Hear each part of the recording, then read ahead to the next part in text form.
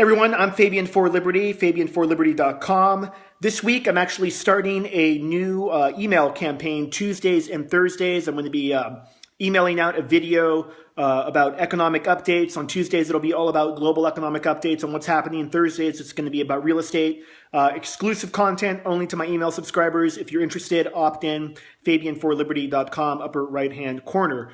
All right, so I want to do an update in this video regarding a couple of videos I did last week with respect to the Turkish shooting down of a Russian jet, followed up by a helicopter that was shot down using U.S. missiles, and really the heightened tension of Turkey, or really Turkey evoking Article 4 of NATO and, where things are headed. Now, Russia has responded with really crippling economic sanctions against Turkey. Close to $30 billion of trade is at stake here. They've banned visas against Turkish businesses. They've stopped charter flights coming in from Turkey. They've banned the delivery of a ton of imports as well.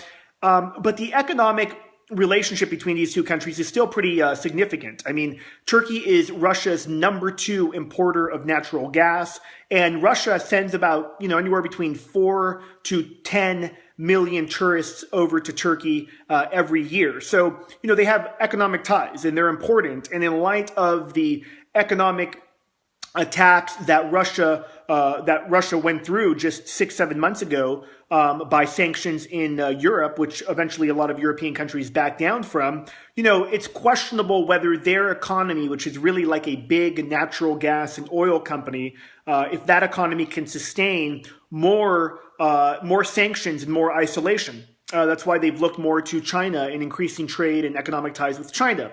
The point is that this is just what everyone thought. The escalation continues. And I find most interesting that as these escalations continue, we have a lunatic who shot up a Planned Parenthood abortion clinic in Colorado. We have this climate change fraud gathering taking place in Paris. We have, the Pope finishing his trip in Africa. We have all these different events that the world is focused on.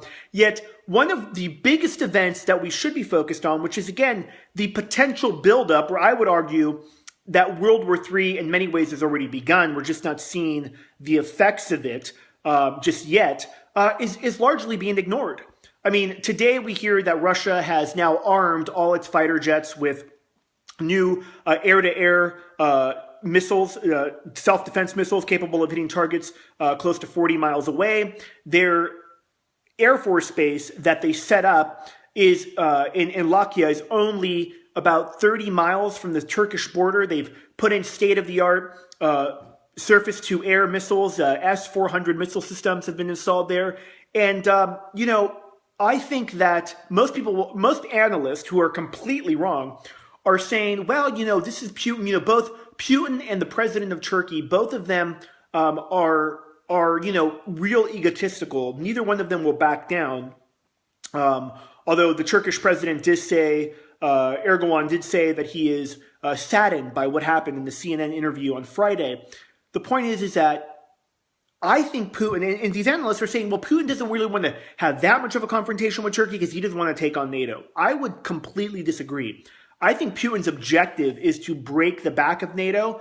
I think he was trying to do that with Ukraine, but Ukraine was not a fully fledged member nation of NATO. However, Turkey is. Putin knows the West is bankrupt. They're weary of war. Certainly Europeans and Americans don't want to go to war over Turkey. And they'd be like, what do you mean we're going to war over Turkey? Like, what are you talking about? Well, I think he knows that.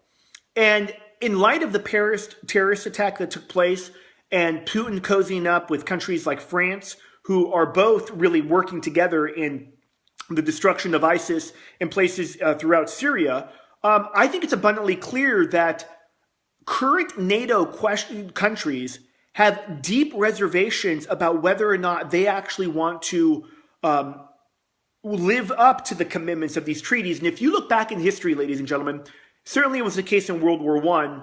In World War II, most of these world wars are started by these insane treaties where countries that may be on friendly terms, as Russia is with France now, all of a sudden, now a Turkish jet, let's say, gets shot down. Turkey evokes Article 4, and all of a sudden, France is supposed to say, well, tough luck, Russia, I'm going to war against you now.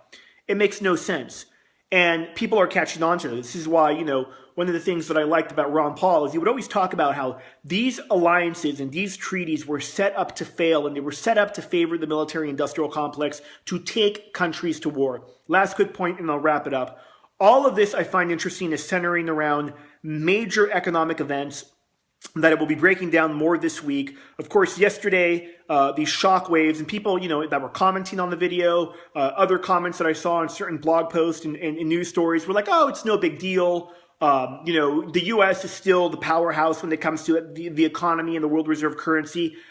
People are stuck in the normalcy bias. Yesterday, make no mistake, it was major news that the IMF has approved China to its basket of currencies for the FDR. If you don't know the IMF, it's the International Monetary Fund. It was set up after World War II. And in essence, what it does is it makes loans to a bunch of countries. In a way, it's kind of like a World Bank, but it's not the World Bank.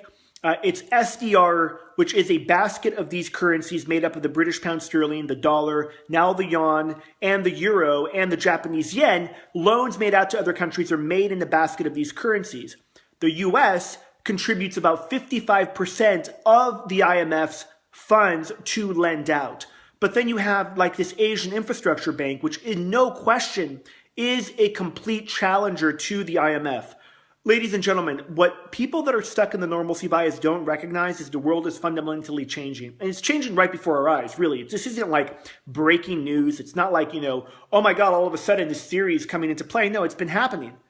And the question is, what are you aware of it? Or are you just following the herd that is stuck in that normalcy bias? Love to hear what you have to say about this. Again, I'm Fabian for Liberty. Remember, if you want to get my exclusive content on economic and real estate video updates all this month, opt in at fabianforliberty.com. Thank you for watching. I'm out.